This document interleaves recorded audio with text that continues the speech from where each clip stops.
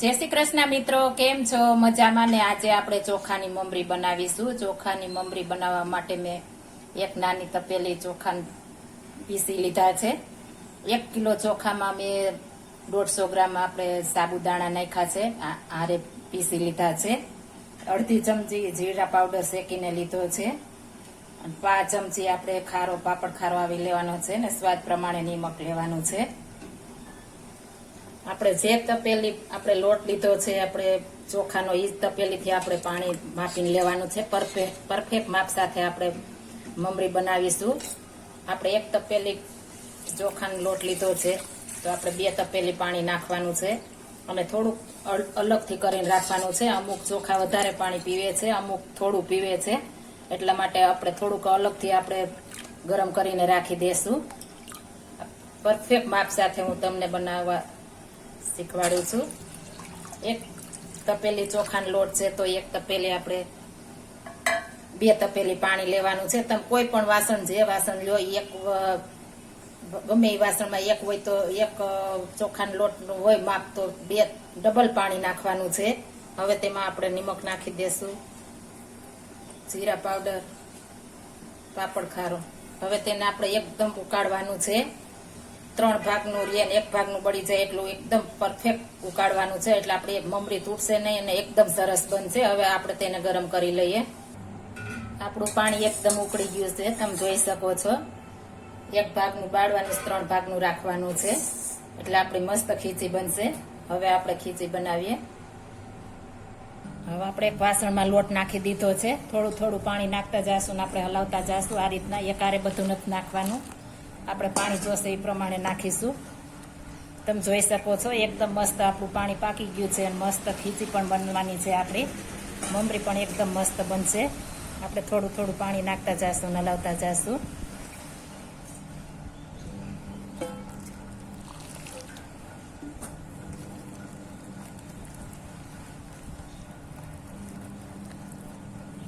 આ પાપડ નાના મોટા બધા, આના પાપડ પણ બને છે અને મમરી પણ બને છે. આપણે બાફીને કરશું એટલે મસ્ત બનશે. આ નાના મોટા બધા ખાઈ શકે, દાંત વગરના પણ ખાઈ શકે એટલી મસ્ત ભોજી બને છે. તમે જોઈ શકો છો આપણે પરફેક્ટ માપ સાથે ખીચી થઈ ગઈ છે. એકદમ મસ્ત પાણીની બધું નાખી દીધું છે, એકદમ સરસ બની ગઈ છે.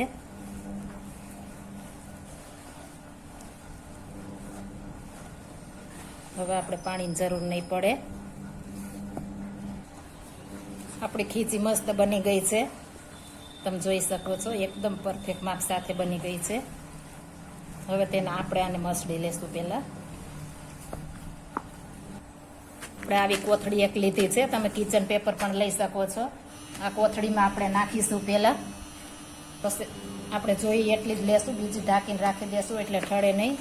આ રીતના પહેલા આપણે નાખી દેશું, પછી આ રીતના મસળી લેશું એટલે એકદમ મસ્ત બનશે. જેમ મસળશું એમ આપણી ખીચી મસ્ત બનશે.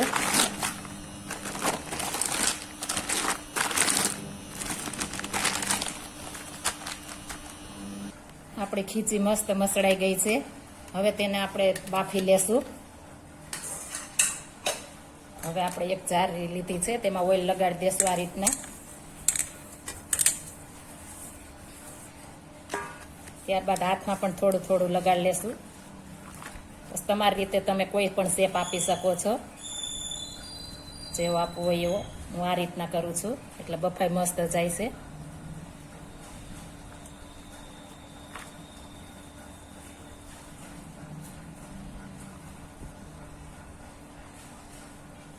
આ રીતના બનાવવાથી એકદમ મસ્ત બફાય છે, વચ્ચેથી પણ વરાળ જઈ શકે છે, એટલે આપણે આ રીતના બનાવશું. આ મમરી આપણે ફટાફટ બની જાય છે અને ખાવાની પણ મજા આવે છે. દાળ ભાત સાથે ને બધા, કોઈ પણ આપણે કેરીનો રસ ને પૂરી હોય તેની સાથે પણ મજા આવે છે એકદમ ખાવાની. આ રીતના આપણે બધા વાળી લેશું.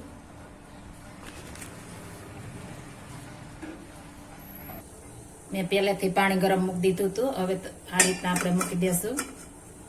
ત્યારબાદ આપણે તેને ઢાંકી દેશું અને 5 થી 6 મિનિટ માટે ફાસ્ટ ગેસ ને 4 મિનિટ માટે આપણે ધીમો ગેસે બાફશું એટલે મસ્ત બફાઈ જશે. આપણી ખીચી બફાઈ ગઈ છે, 10 મિનિટ થઈ ગઈ છે. તમે જોઈ શકો છો મસ્ત બફાઈ ગઈ છે, ફૂલી મસ્ત થઈ ગઈ છે. તમે જોઈ શકો છો મિત્રો, આપણે બફાઈ ગઈ છે. આપણે પોલીથેનમાં નાખી દીધી છે. આ રીતના મસળી લેશું પાછી ફરી. જેમ મસળશું એમ મસ્ત થશે આપણી મમરી. આ રીતના આપણે મસળી લેશું. આ રીતના મસળવાથી આપણો હાથ પણ દાજતો નથી, એટલા માટે આ રીતના મસળવાની છે. આપણે ખીચી મસળાઈ ગઈ છે, તમે જોઈ શકો છો, મસ્ત બની ગઈ છે.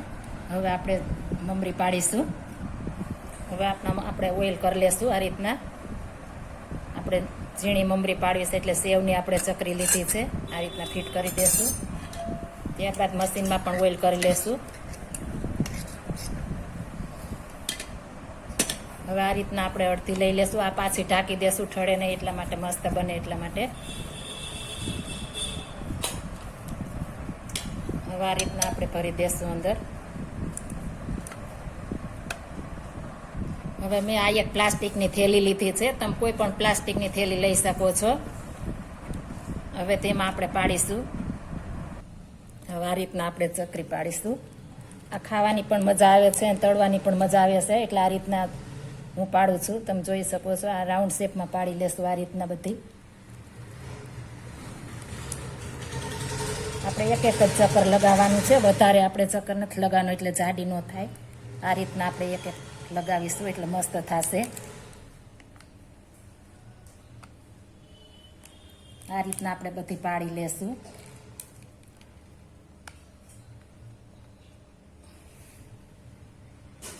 આપણે આ રીતના પાડીને પછી આપણે હાથનો અડાડીએ ને આ રીતના આવડો મશીન ફેરવી નાખશું, એટલે હાથે નહીં અડાડો પડે ને મસ્ત પડી જશે. તમે જોઈ શકો છો, હાથ પણ અડાડવો નથી પડતો. હવે આપણે ફાફડી ગાંઠિયાની પાડશું. આ રીતના આવે છે તે. આમાં એક પણ આવે છે, પણ મેં 4 વાળી લીધી છે, એટલે આપણે આમાં પાડીશું. હવે આ ચકરી આપણે આમાં ફિટ કરી દેશું. ત્યારબાદ આપણે તેમાં લોટ નાખીશું. આ રીતના મસ્ત ગરમ ગરમ છે, એટલે પાડવાની પણ મજા આવે. આ રીતના આપણે ભરી દેશું.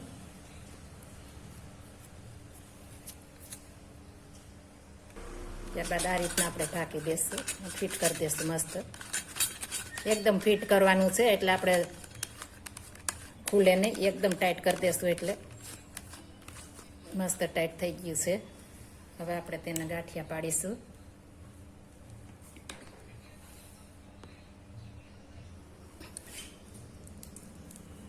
આ રીતના આપણે મસન રાખીને પાડીશું. એકદમ મસ્ત છૂટા છૂટા થઈ જશે.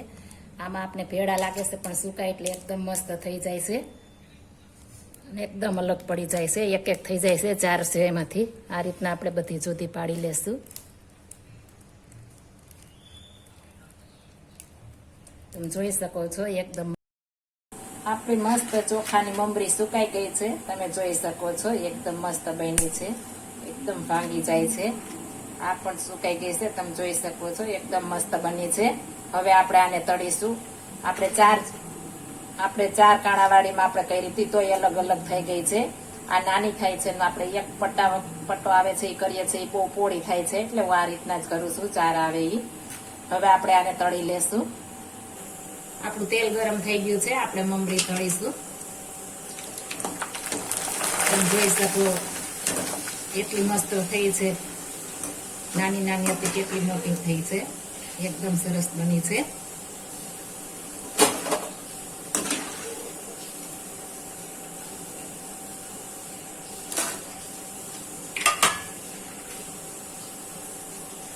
આપણે આ જલેબી કરીશું. જોઈ શકો છો, કેટલી મસ્ત બની છે.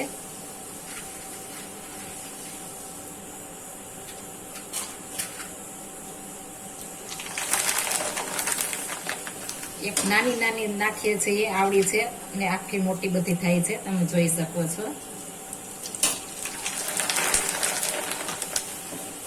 આપણા લોયામાં પણ સમાતી નથી, એવડી મોટી થાય છે. તમે જોઈ શકો છો, એકદમ મસ્ત બની છે. બારો ભૂકો થઈ જાય એવી એકદમ સરસ બની છે. એકદમ પોચી થાય છે, અને આમાં પાપડ ખારો પણ ઓછો આવે છે, એટલે આપણે નુકસાન નથી કરતી. તમે જોઈ શકો છો, એકદમ મસ્ત બની છે. જો આ મારી રેસીપી પસંદ આવી હોય તો મારી ચેનલ લાઈક, શેર અને સબસ્ક્રાઈબ કરી દેજો, અને કોમેન્ટમાં બતાવજો કેવી મારી આ મમરી લાગી એની રેસીપી. જય શ્રી કૃષ્ણ.